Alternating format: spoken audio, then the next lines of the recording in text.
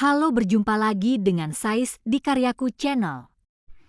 Shalom, kita akan membahas tentang bagaimana mujizat itu terjadi dalam hidup kita.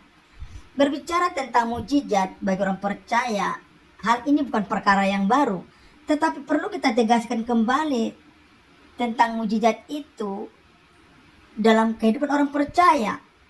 Mujizat itu tidak serta-merta terjadi begitu saja. Berbicara mujizat itu proses, perjuangan, pergulatan, bahkan penderitaan. Masalah jadi berganti.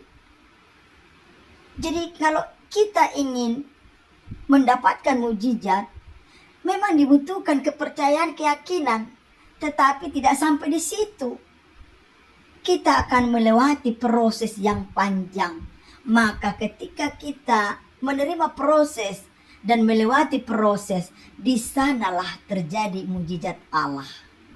Maka mari kita menerima proses itu walaupun memang berlawanan dengan kehidupan kita, keinginan kita.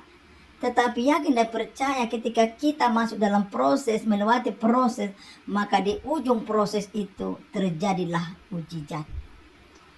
Maka memang dalam mengalami mujizat tentu tidak lepas daripada kuasa Tuhan.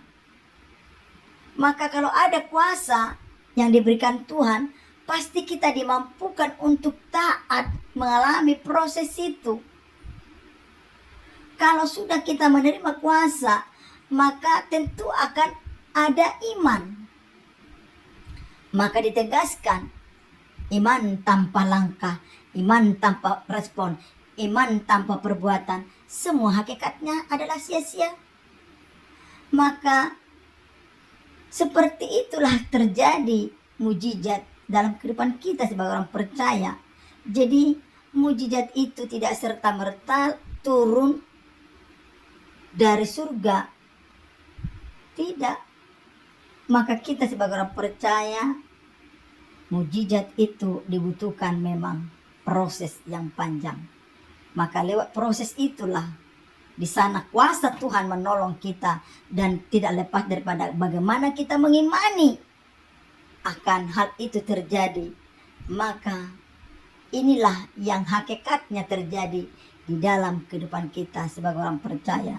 Jadi jelas sekali saudaraku yang terkasih di dalam Tuhan, ketika kita mau mengalami mujizat dari Tuhan, ikuti prosesnya, nikmati prosesnya, taatlah sampai Tuhan berperkara dalam hidup kita.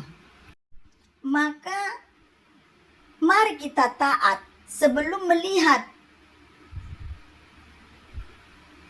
kuasa itu terjadi. Jadi mari miliki ketaatan, fokus kepada Tuhan. Walaupun memang belum ada tanda-tanda kita lihat bagaimana mujizat itu terjadi.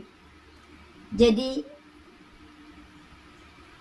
ketaatan kita mendahului pengalaman mujizat dari Tuhan. Jadi seperti kita berjalan di dalam kehendak Tuhan. Jikalau kita taat, saya percaya tangan Tuhan akan memegang kita menjalani proses itu.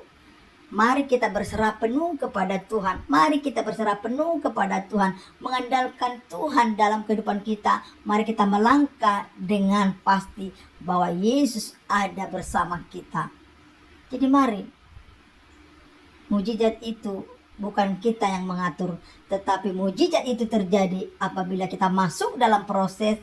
Melalui proses, maka kita akan teruji bagaimana kita mendapatkan mujizat itu. Maka ketika kita hanya mencari tangan Tuhan, kita akan kecewa ketika tangannya belum bergerak.